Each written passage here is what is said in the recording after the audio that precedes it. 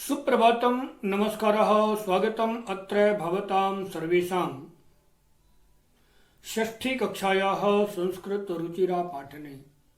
आप सभी का छठी कक्षा के संस्कृत पाठन में स्वागत है।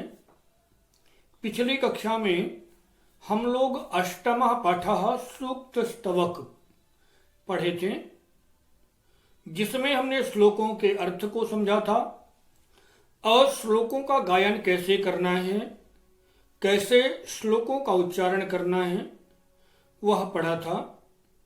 आज हम लोग पाठ के अभ्यास की तरफ बढ़ेंगे। इस अभ्यास के लिए हम स्क्रीन की तरफ चलते हैं, तो सीधे अभ्यास में चलते हैं। अष्टमः पाठः सूक्ति स्तवकः।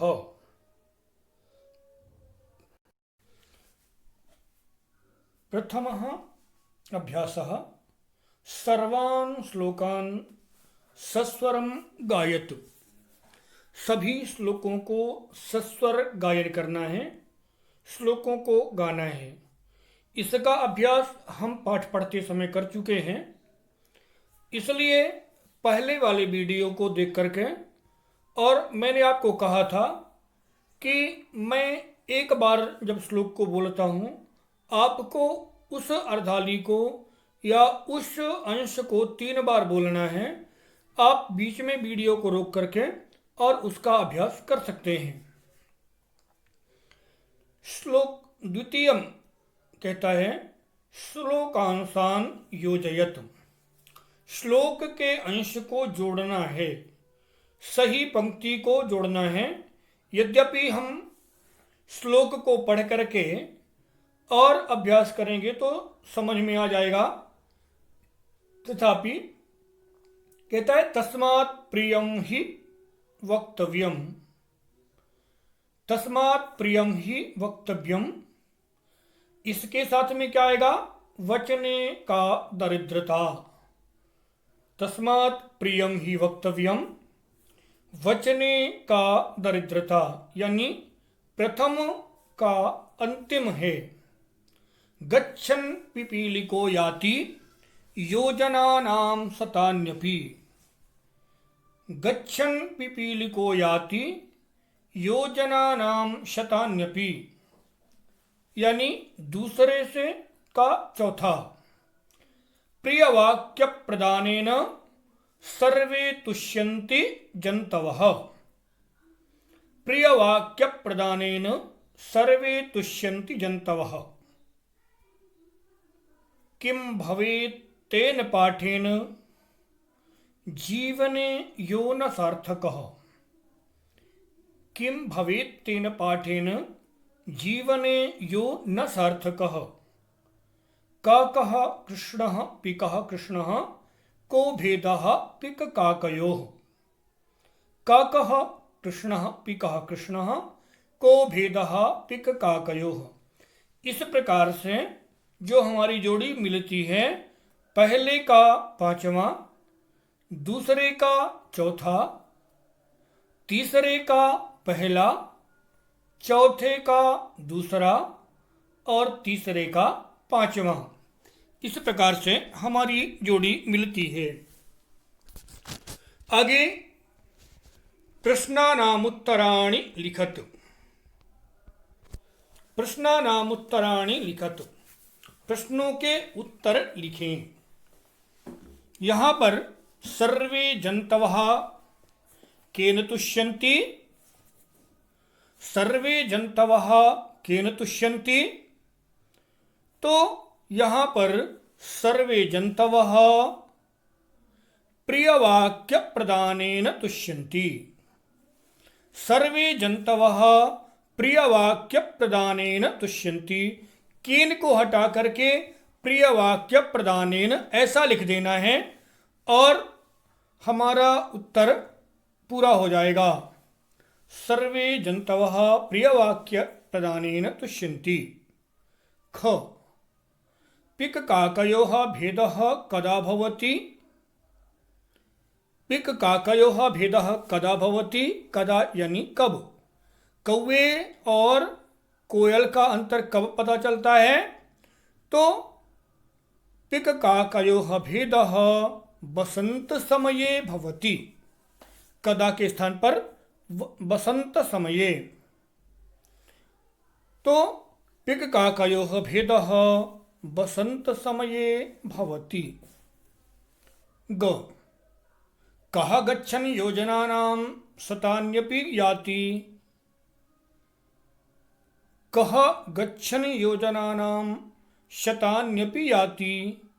तो कः के स्थान पर जो भी उत्तर आएगा वह कः के स्थान पर आएगा। तो कः गच्छन् योजनानां शतान्यपि याति।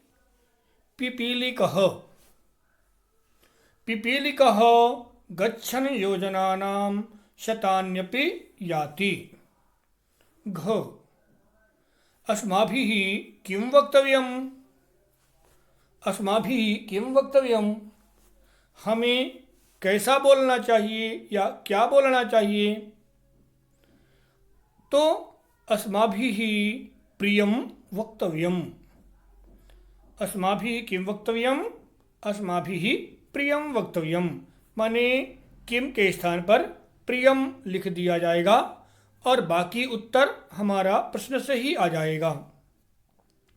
पुनः उचित कथनानां समक्षम आम, अनुचित कथनानां समक्षम न इति लिखत।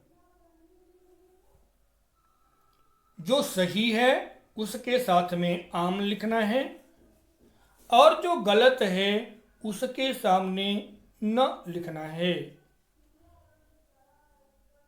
काकः कृष्णः न भवति। काकः कृष्णः न भवति। कौआ काला नहीं होता। तो यह कथन गलत है और इसलिए गलत के साथ में न ऐसा लिखना है। तो कृष्णः काकः कृष्णः न भवति इसके सामने न ऐसा आएगा। अस्माभिः प्रियं वक्तव्यम्।